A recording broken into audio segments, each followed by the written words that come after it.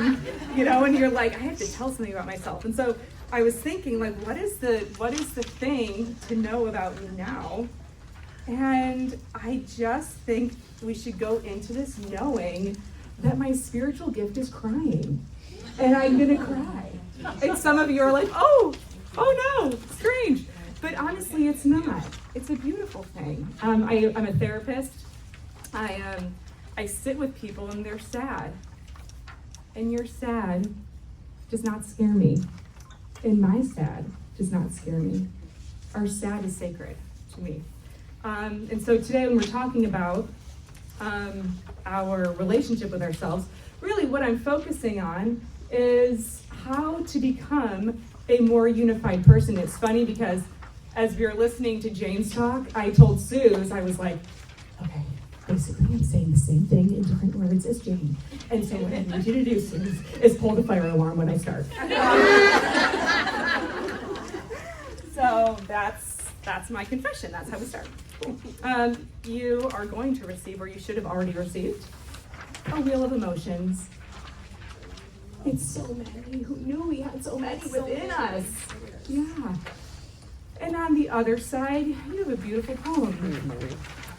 We're not going to talk about it, but I really liked it. And it's about emotion. So I'm like, Suze, can you make some copies and put that on the back side? So, it's what I believe is that maybe you'll lose the paper, and that's fine. But maybe you'll find the paper when you need to find the paper, and you'll come across that poem at the right time. And it's all divine. That's where we are.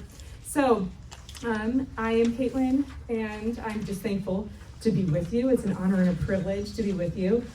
So some of you have seen my family. We're there. We're so cute. This is a professional photograph. This is not what we look like most of the time. In fact, 99. This is the only time we look like this. Okay. So this is what we actually usually look like. Next one, Suze. Here is Asa at swimming lessons.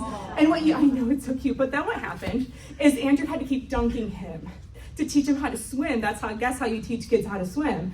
And so he was smiling at the beginning, and then it wasn't cute by the end of it. The next one, we have our daughter, Junia. So she's so funny. I'm like, oh, Junia, you wrote your name. And this is how she writes lists. And I said, what did you write? She goes, the rules for Lydia. Which is perfect because this next picture is Lydia painting her toenails. I just walk in and I'm like, and there's the nail polish and it is out. And I got a close up for you. Those are her toes. If you're looking sitting on the stove. Sitting on the stove. She rhymed because that's what she does. It's Camp Mayhem at my house. I mean, we have rules. They're loosey-goosey. Because I'm loosey-goosey. And so here we are as a product of that. And it's a wild time, and it's a fun time. Emphasis on wild. So here's Lydia. And then, of course, I can't throw my family under the bus without throwing me under the bus. This is actually what I look like most of the time. I sent this picture to my friends, and I'm like, good morning from my bangs. It's me in my natural state. That's how God made my face. So, it's a beautiful and real season. This is it. It's as glamorous and as real as it comes. So, with Junia, she's our oldest, and so in 1,000 ways, she's the guinea pig, and she is in 10,000 ways her father, which is a beautiful thing in all those ways. And it's interesting raising a child and then having to figure out the things you have to teach them because they don't know. So we're in the process right now of teaching Junia social skills. And this came about because when she would meet people, she would neigh at them, or she would make a train sound. If you're at my table at lunch, she just has this alter ego that is like a horse or a reindeer or a train. And so it's kind of confusing when you meet her and you're like, hello, Junia. And she's like, nay. Where do we go from here? I don't know. And so I was like, Junia, when you meet someone, you can say, hi, my name's Junia. I like to ride my bike. Do you like to ride your bike? Or, hi, my name's Junia. Do you know any good jokes? So she goes, Hi, my name's Junia. I love you. Would you like to share a hug? Good, great. That is, is it a step up from neighing at you? I don't know, but it's strong. It's strong, just coming out strong. But it's adorable. It wasn't always like this though, because for a while, and maybe some of you experienced this with her, she would introduce herself like this. Hi, my name's Junia. I fell out the window. We all remember that story. So, this is Junia when she was 2. And that's the window she fell out of. Top one. The top one. That's the top one. Oh, it's not this one. The top It's one. that one. Yeah. She fell out the window. That's my bedroom window I grew up in. And that was a bad day. That was a really bad day. And for years after, because that happened when she was 2 and she's almost 5. Hi, my name's Junia, I fell out the window. Hi, my name's Junia, I fell out the window. Her teacher, Mrs. McDermott, was like, yes, Junia, we've talked about this every day. We all know you fell out the window. And even for a small child, when we've been through really hard stuff, we see our life through that hard stuff. And we don't necessarily see much of anything else, huh? And so what she was doing is she was rehearsing this thing that had happened to her. Hello, my name is Junia, I fell out the window. It was who she was, it was her identity. It became the thing that she could see, the only thing she could see when she thought about, what do you need to know about me? I fell out the window. And that's hard, because how do you have a relationship with yourself when you only look at this much of your life? She was looking at this much.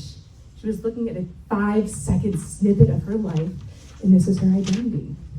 So one day after hearing it again, hi, my name's Junia, I fell out the window. We're driving home, and I was like, hey, June, I think it's time we start telling a different story. I think it's time we start telling a different story. What you're saying is true. You fell out the window. But it's not the whole truth, actually. There is a lot more to that story. And I'm not saying what happened didn't matter, because it did. What I'm saying is you're telling this much of the story, let's tell this much of the story. We need a more complete story. And that's what I'm going to walk through with you today, is how do we tell ourselves a more complete story about the lives we live? Because the story you tell yourself about yourself will dictate the relationship you have with yourself. It dictates the relationship you have with God. It absolutely dictates the relationship you have with others. The story you tell yourself about your life really deeply matters. So the story Junia told herself made herself a victim who felt scared and sorry for herself. She wasn't able to see God's protection in her life. And it actually required other people to take care of her. You fell out the window? What happened? Are you okay? And I think we can kind of, after a while, be like, yes, thank you. No, I'm not really okay. Let's talk about it. And it kind of puts a lot of pressure on the people that we're telling our story to. And so perhaps the story you tell yourself about your life is not untrue. It's just incomplete. We're going to look at that more complete story. So today, I want to start with, actually, I started like 10 minutes ago. Okay, we're going to continue with the prologue to your story and the prologue to Junia's story. Junia's story didn't start at the window. It didn't start when she was born. Junia's story did not start with me and Andrew. Junia's story started when this story started. So, in the beginning is when Junia's story started. So this is the story of God's love for Junia and God's love for you. A while back, there was nothing.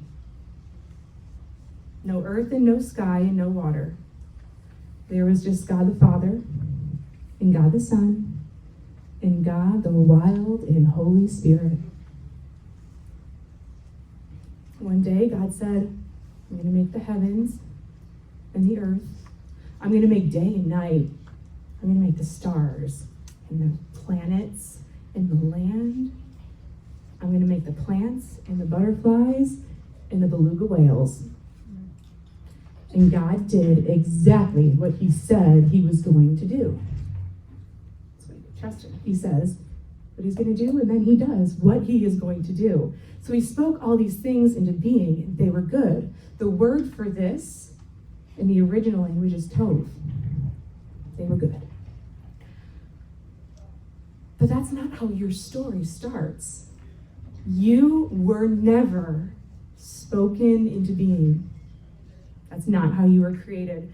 The scriptures will tell you that everything else was spoken into being.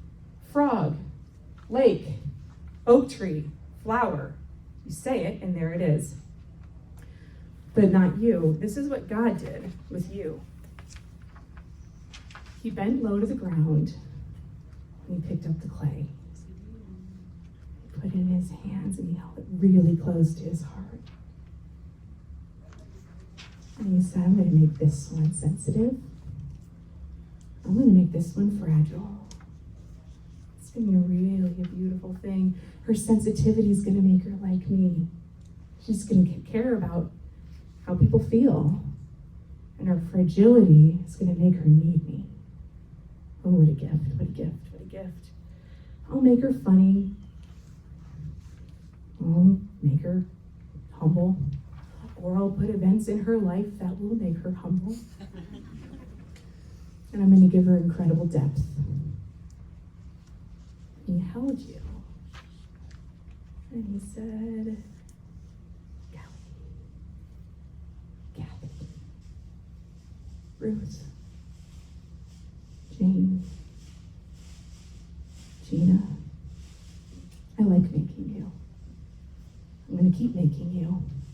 That's how your story starts. It never ended, though. He just keeps making and making and making. It doesn't always feel good, but it is good. And then God said something he had never said before when he made you. Everything else he called Tov, but not you. You are Tov Miod. You are very good. You are Tov Miod. You are very good. There's nothing. He's never created something like you.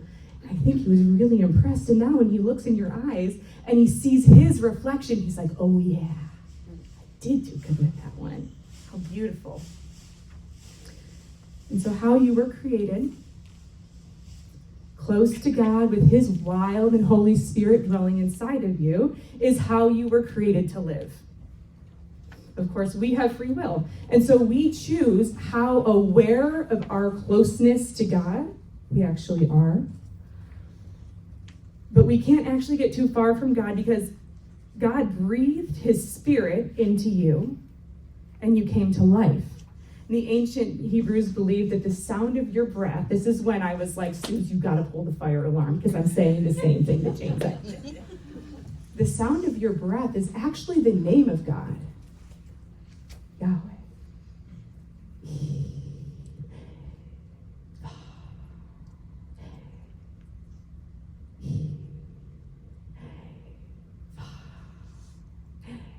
You can never get too far from God. And this amazing thing happens that when we stop saying the name of God, our body returns to clay and our soul returns to God. I mean, you just can't make this stuff up. How beautiful. And here's Scott Erickson did that. And it's beautiful. Beautiful example, picture of how he is the very breath that we breathe. We're saying the name of God. And so that's how you started. That's the prologue to your story. Your story didn't start with you. Your story didn't start with your parents. Your story didn't start when you fell out the window. Your story started way in the beginning. And since you were created, tov miod, and God created you close to him, the story you tell yourself about what has happened in your life needs to reflect your beginning. The story you tell yourself about your life must reflect the beginning, that you are very good. Junia's story was incomplete because God was left out. A little girl held in God's hand can fall out a window onto concrete only if that's not the end of the story. So here's the rest of the story. Junia fell out the window, landed on the cold bricks below. My mom ran to the window on the second story, saw that she was not there, had a heart attack basically, but ran down and saw Junia sitting below, sitting there, trembling, scared. She was sitting up. I don't know how that happened, but okay. Junia was taken to Rady Children's Hospital in San Diego. The doctors looked her over, affirmed that yes, this is not the first time a child has fell out the window. It's more common than you could think. And she had no bruises, no bleeds, no scrapes, nothing. Nothing was wrong with her. A few days later, she had a few bruises that showed up on the inside of her calf. I don't know. But maybe we do. Yeah, maybe we do. That's the complete story, even from what I see. I think I'm going to learn a lot more about that story when I get to heaven, you know? And so, when we can only see the window, we totally discount the beginning of our story. When we're telling a story that's like, God's like, that's not actually what happened. And so sometimes it seems like, with Junia, it's really easy to see that that story had a really happy ending. What happens if our stories don't? What happens if our stories don't have a happy ending? What would my life have been like then? What would have happened to our church? That's what kind of gets me when I think about it. Like, what would have happened? I don't know. But God rescued me at the last minute, it feels like, with that story. But I'm going to walk you through a few more stories where God didn't. God didn't rescue at the last minute. And maybe for some of you, you also did not experience God's rescuing at the last minute. And that's when the rubber really meets the road in our faith. So I'm going to tell you the story that doesn't have a happy ending and that I'm still walking through. So a number of years ago now, I was walking through the absolute darkest season of my life. I cried every single day for a year. And then the following year, I cried a lot of days. It wasn't every single day, but I cried and I cried and I cried. I tell you, my spiritual gift is crying. I'm not kidding. I literally am like, I feel my emotions deeply. This is kind of a gift that God has given me in many ways. And so this was the hardest thing I'd ever been through. Harder than infertility, harder than like leaving California and not knowing what was going to be here in Missouri for us. My life is falling apart. And I'd have these panic attacks, or like kind of panic attacks in the middle of the night. But if it was a Saturday night, I was like, don't wake up Andrew because he has to preach in the morning. It was a really bad situation. And I kept thinking, like, I'm never gonna get to the end of this valley of the shadow of death. This is the rest of my life. And so I'm not gonna go into all the details of what happened, and here's why. The betrayal and the rejection I was feeling at that time is same as the betrayal and the rejection that you have felt.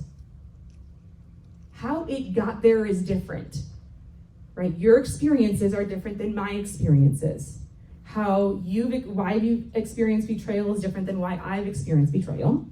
But the emotion's the same. That's why emotions are so important to talk about, because they connect us. And so basically what happened is I was deeply betrayed by someone I thought was always going to be in my life. I was rejected by someone who I thought I'd always be her number one and she'd always be my number one. And we were each other's number one until we weren't anymore. And that was a really tough thing for me to walk through. And so there was this terrible heartache, thinking I was never going to get through this. And the story I told myself for a really long time was that I was rejected because I am rejectable. And the fear that I'd always had about myself was true. That I'm not actually worth having around, and that I'm not that great, that other people certainly have more to offer. And this story I told myself about what was happening was debilitating. It sucked the life out of me. And I'm wondering if perhaps, you don't have to raise your hands, but maybe you've ever told yourself a story that was also deeply unkind, something you'd never say to a friend, and something that did not reflect your beginning. So, how did I get through that? Well, I got myself a really good therapist. It was great. And with the help of my therapist, I learned that if I was ever going to heal from my story or from my wound, I needed to tell myself a different story. And then with God, he told me, if you're ever going to heal, I need that more complete story to reflect my prologue. You have to reflect your prologue. I am Tov Miod, created with God's loving hands, close for him, with a plan and a purpose. God didn't create me close to him with such intention to leave me shattered here on earth. That's out of alignment with God's character. It doesn't happen that way. And so this is how, this is where your emotions come into play. So do we have, okay, oh, here it is. Thanks. In order to heal from this thing that I was going through, I had to pay attention to how I felt. My sadness was so heavy, it was going to consume me and eat me alive. So what I wanted to do is just say, you don't feel sad, it's totally fine, just push it down. And then what would happen is Andrew would come home from work, and if he were 3 minutes late, I'd be like, where have you been and why don't you respect me? And it was just like my lashing out at him had nothing to do with him. It had everything to do with all of my emotion that I was suppressing, which is why I gave you your emotion wheel. Because I wonder if there's anything on there that you're like, I don't like to feel it, I'm not going to feel it. Right? Grief. I don't like to feel that. It feels like I have no control when I'm grieving, so I just don't like to pay attention to it. So another thing God was really putting on my heart in this season is God is exactly where I am. He was not where I was pretending to be. When I was like, I'm fine and everything's fine and this is all fine, look at how fine this is, God's like, you're not fine. I am where you actually are, Caitlin. I am not where you are pretending to be. Where you are pretending to be is a liar, and I can't be fooled. I couldn't fool God. God can't be fooled, but he can be trusted. And so I had some trusting I needed to do with God. And so the first half of my story is this. I felt deeply rejected. I totally felt betrayed. And my heart was broken. But the more complete story that reflects me being Tov Miod, created in the image of God, was this. I carried my deep grief with me, but I had to tell myself, God's not going to take anything away without bringing anything beautiful in its place. And so every day I was like, God will not take anything away from me without giving me anything beautiful in its place. God will not take anything away from me without giving me anything beautiful in its place. And it's the thing I had to tell myself over and over and over again until I believed it, because I didn't believe it for a really long time. I was like, that's the worst plan ever. I liked my plan better. I did, and God didn't. So I couldn't change what happened. I couldn't change it. I wish I could do 1,000 things different in that season. I couldn't. I just can't go back and change it. But I can change the way I tell my story. I can change what I tell myself about myself. I can change how I react to my story.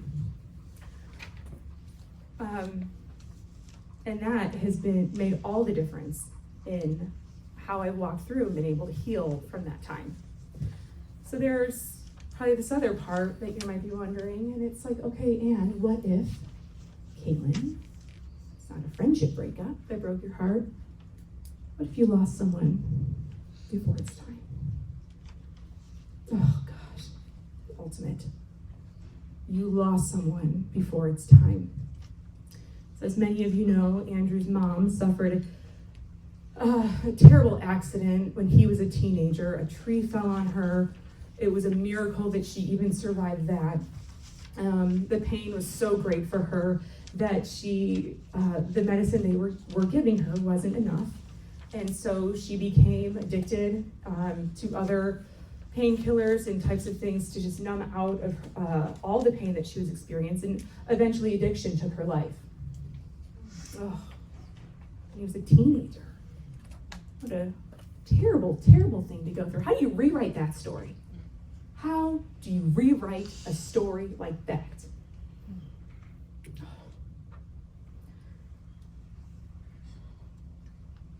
The story that we know now of Andrew's mom is a bad story. Okay? But God doesn't write bad stories. And so if God doesn't write bad stories, but that's a bad story, the only thing that tells us, though, is that that story is not over. Andrew's mom's story isn't over. It's a terrible ending if it's the ending. But I think God allowed it because he actually knows how the real story ends. So we know how our story started, and we know that this is the middle and it's uncomfortable. And we know that God allows loss because I think he knows that this is not the end of the story. Andrew's story with his mom isn't over. Far from it. This is just some really crummy middle chapters where we can't see her. My story with my mother-in-law hasn't started yet because I haven't met her yet. But I believe fully that I will. And so I think this is a beautifully merciful thing that God does. He tells us how our stories end. God tells us how our stories end, but he doesn't tell us the middle. And that's a real tricky thing because we have to trust him in the middle that what he says about the ending is actually true. And because we know how the story ends, we can endure anything here on earth. I really think we can. See, Jesus knew going to the cross he was going to rise from the dead. Mary knew, okay, I don't know what this middle part looks like, but I know this is the Son of God, so I'll be okay. He gives us the ending of the story, and so that we can endure this heavy stuff in the middle, these heavy, heavy chapters. And so here's how your story ends. We started in Genesis, and now we're going to go to Revelation. And the very end of Revelation, oh yeah, I have that screen, the thing, okay. It says, this is what God says to John. John says, "Then I saw a new heaven and a new earth.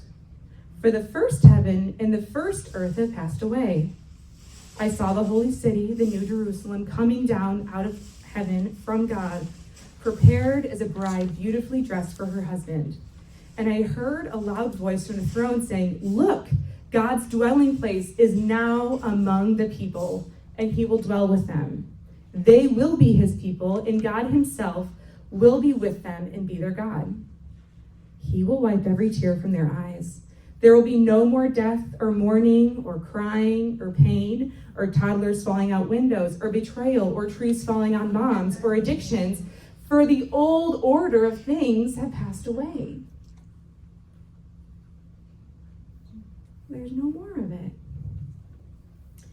And this is what's so cool. He who is seated on the throne said, "I am making everything new." And then he said, "Write this down, for these words are trustworthy and true." He's telling John, the writer of Revelation, give the ending of the story away. Let him know how the story ends. If they know how the story ends, they can walk through the terrible chapters in the middle. They know how the story starts. They know how the story ends. They can walk through the terrible chapters in the middle. And here's this most magnificent part in Revelation 22. "Then the angel showed me the river of the water of life, as clear as crystal, flowing from the throne of God and of the Lamb down the middle of the great street of the city.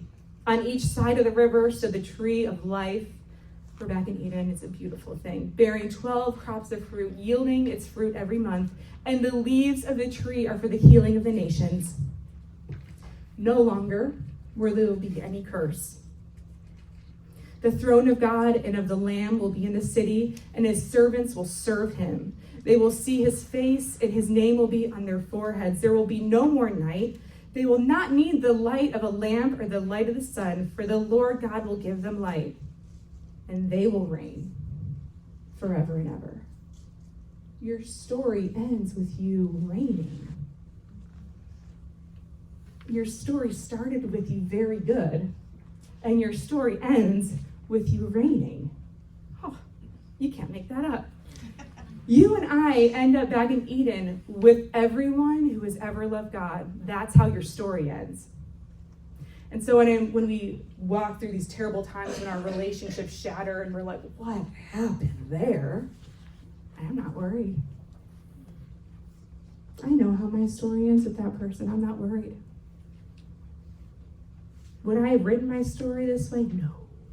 No. But here we are. We don't get a lot of choice. We don't have as much choice, I think, as we think we do. So, what does this mean for us today? Now that we know how your story started, we know how your story ends, the chapters of your life between Genesis and Revelation need to reflect God's love. They need to reflect his care, his provision, and his heart for you. And so, between Genesis and Revelation, this is where your life is. This is where you are. It has to reflect that. So you can go to the next slide. So, in all of God's complete story, you, my heart sister, will not be the first one he forgets about. You're not the first one he forgets about because he's not forgetting about anybody. He's never forgotten about anyone. He's not going to start with you. Okay? You're not going to be the first one he breaks his promise to. And you're not going to be the first one that he ever decides to not love. It's just not what it's going to happen. You're not going to be the one he determined to disregard or he gives up on. You won't be that person because he's never done that. That's out of character for him. So our tendency is to see God through the lens of our lives. Instead, see your life through the lens of God's love by rewriting your story and what you tell yourself about your life. So here's how to rewrite your story. Here's the first thing. You need to take that wheel of emotions and you need to be honest with how you feel. We have a lot of things that we don't like feeling because they feel petty. Like, I don't like feeling jealous. But if I suppress my jealousy, then I'm going to yell at Andrew when he loads the dishwasher wrong. Because your emotion's going to come out anyway. We can't, it's just going to, I'm feeling this thing, it doesn't feel good, and I'm going to yell at you about it. And he's like, what did I do? Yeah. And so you have to be honest about what happened, how did it make you feel, and then how did God see it? What's God up to in that story? But first thing is so when you get with your groups, you're right, here's the thing that happened. Choose an event that you want to talk about with your group. What happened? And it doesn't have to be super long. It can be friendship breakup. It can be divorce. I don't know what it is for you. How did it make you feel? And let's see. Here's the thing that I want to guard us against, though. You can go to the spiritual bypass slide. Okay. So in Christian circles, something that's really popular for us to do is what's called a spiritual bypass. A spiritual bypass is when we dismiss difficult situations or hard emotions or traumatic events with spiritual ideas. Everything happens for a reason. Okay. It's not a good reason. Like, we live in a fallen world. That's the reason? Oh, that doesn't feel good. Or telling someone, well, you're the person who died is in a better place. Okay, well, that's true, but that's not very helpful right now. Dismissing hard emotions because people don't need to be negative, because we're going to just rejoice in the Lord always, ladies. This is great. But your heart's broken, right? Or we'll remain overly tolerant of abusive, immature, or toxic behavior because God loves everybody. Well, that's true. But we don't have to put up with shenanigans. This is a big one. God won't give you anything you can't handle. Then why am I breaking? Right? So there's a term for this because it's something that's super common. Spiritual bypass. We do it so we don't have to wrestle with the really hard things of life. But the thing is, if we do that, we short circuit our own transformation. What I needed to do is I walked through that really difficult period as I said, okay, I just need to be honest with how I feel. My heart is breaking. I can do nothing about it. I lost this person who I thought would always be there. And then God had to start walking me through that. It's like, okay, but what do you know to be true? You're going to go from glory to glory. Caitlin, this is what it looks like. And it just looks different than you thought it would. And God can handle it. Sometimes we think God can't handle our big emotions and like we got to keep things buttoned up. And in counseling, a lot of times people will be like, yeah, but like, is it dishonoring to God if I'm feeling all this stuff? And I'm like, do you remember when Jesus was in the Garden of Gethsemane and he's like, God, please take it from me. I can't do it. Don't send me to the cross. Don't do it. Don't do it. Don't do it. He's so anxious. He's sweating blood and begging God to have mercy. And God said, no. Sometimes we think that it's my lack of faith, which is why God hasn't come through.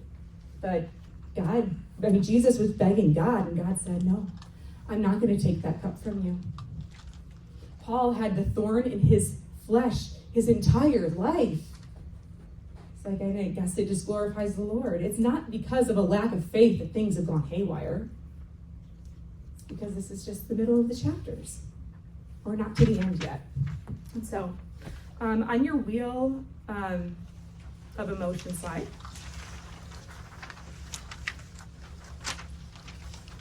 your emotions are not an indicator that something is wrong with you. Your emotions are not an indicator that something is wrong with you. My sadness wasn't an indicator that something was wrong with me. My sadness was a gift. And God was telling me, this world is broken. This isn't the world you were created for. Don't get comfortable here. You keep moving, Caitlin. You keep moving. You're not home yet. You keep moving. And so, more about your emotions. Your emotions are a way that we know you're an image bearer of God. Your emotions are a gift that God has given you to tell you about what's going on in the world around you. When you're mad, it's because something's not aligning with your values, or there's an injustice, or you're being mistreated. When you're sad, it's because you loved something that's no longer there. When you're jealous, it's because you really want something that's not yours. Be honest with how you feel. Be honest with how you feel. That's a one way also with the question earlier that was like, well, how do I align my insides with my outsides? Be honest with your emotions. Be honest with your emotions. Emotions need to be invited into the car of your life. They cannot drive the car. We bring them in. They're not the driver. This means when I'm mad, I don't flip a podium, not a podium flipper, but I'm not going to sin out of my emotions. I'm going to feel my emotions. So when I'm sad, I'm not going to suppress, and then ultimately I will sin out of those emotions because I'll act out against the people who love me most, because then the inside I'm like, well, you can't ever leave me because we're married, So here's another thing I want you to know about your emotions. Your feelings are real, but they might not reflect reality. Your feelings are real, but they might not reflect reality. So in my friendship breakup story I told you about, I use the word rejected probably 10 times. And if that person were here, maybe she'd say, I wasn't rejecting you. So my emotions are real. I really felt that, but they might not reflect reality. And that's why the emotions can't drive the car. We just need to observe them, pay attention to them. And know this, our faith is actually quite fragile if we can't be sad. Our faith is fragile if we can't be unknowing. Our faith is fragile if we can't be mad for a while. Your faith is much stronger than that, and God can handle it. And so Jesus sees a part of you that's hurting and wants to talk with you about it. He doesn't want your happy parts. He wants your whole self, and he can handle it. And so, as you rewrite your chapter, whatever it is you're going to talk about, and actually in our groups, like, you've already rewritten a lot of your life. Listening and knowing you, so many of you personally, you've already done this, and it's a beautiful thing that actually becomes your testimony. Here's how I rewrote mine. I had to begin to tell myself, God's calling me higher. And higher is lonelier. Higher is lonelier. As we separate from the people of this world, God says, nope, I just want you and me. I'm just going to have you and me. And you're not going to be overly dependent on the people in this world. Caitlin, if you want to go higher, it is going to be lonelier. I have something for you, and it's going to require deep dependence on me. Don't look for your worth in anything else. And so I'm going to need to remove something. And it would be really nice to have your cooperation. But if you don't cooperate, we're doing this anyway. And I will not remove anything without putting anything else beautiful in its place. This isn't how your story ends. And so whereas I was originally lonely and rejected, God was inviting me into solitude with him. And God was releasing me from kind of maybe living a life and going down a path that 10 years from now, maybe I wouldn't want to be down, I guess. And so you're going to go with your groups now. And with your groups, I want you to also pay attention. There's a question, I have handouts for you. What are the emotions that you weren't allowed to feel growing up? Or you were allowed to feel for 5 minutes, and then it was time to move on because you didn't have it as bad as the person down the street. And we've been told that message too. So pay attention to this wheel of emotions. You're going to need it in your groups. You're going to have your questions. I will get those to you. And where did Debbie go? Hey, girl. Caitlin, are we supposed to understand how we're reading this wheel of emotions? Oh, I'll explain it to you. Okay. Okay, cool. So, let me give you. It might be real self-explanatory. No, it's okay. Good, thank you for that, Sally. So, look at your wheel of emotions, and the center, you have your core emotions. Those are the things that you feel without even thinking about it. Those are the things you feel without even thinking about it. Those are your emotions. And as you start thinking about your emotions, you go into your feelings. Your feelings are the story you're telling yourself about how your emotions got there. So, for example, if we take sad. I was feeling super sad. And then I kind of felt abandoned. And abandonment also looks like feeling ignored or feeling victimized. When Junia fell out the window, because there was probably a lot of anger there, I felt guilty. See, guilt is a perfect example of your feelings are real, but they might not reflect reality. You feel guilty, it's true, that emotion's showing up in your body, but you didn't do anything wrong. Sometimes bad things happen. Okay. So does that make sense, Sally? Yeah. Thank you. And so there, yes, Kathy. Would you mind putting the slide on about the toxicity Of the spiritual bypass. Yes. Yeah. Do that, we short circuit our own transformation. Yes. Because what I'm doing is I'm saying, well, God has a plan and everything happens for a reason, so I'm not going to bother feeling what I'm feeling and grieving the things that I've lost. We have to grieve the things that we've lost. All grief is, the amount of grief you feel is directly proportional to the amount of love you had for someone. It's just the indicator that you loved deeply. And grief is a tricky thing because we want it to, okay, you can be here for a little bit, and now it's time for you to move on. And grief doesn't work like that. Grief can't be rushed. It's a real annoying, tricky thing. how long grief can stay. So when we're sick of feeling what we're feeling, we'll say, well, at least it's not as bad as the person down the street.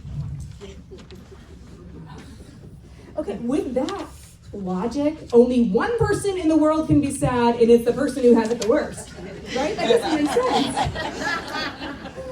Because everyone is always going to have it worse. And so all the world is happy except the one person who has the worst life. Okay. Other questions? Yeah. I have a request. These last few slides, are we gonna get copies of those? Because I can't write as fast as. Sure. I can make Susan's Yeah, got that'll you, get- girl. That probably not today, but Well, no, that's okay, sometime this year. yeah. It's on the Because server. we don't even realize that we're doing this spiritual bypass. It's become so like second nature to us. And we just kind of like, we shoo it along. Shoo those uncomfortable emotions along. Because your loved one is in a better place. Like, I'm broken. I'm broken.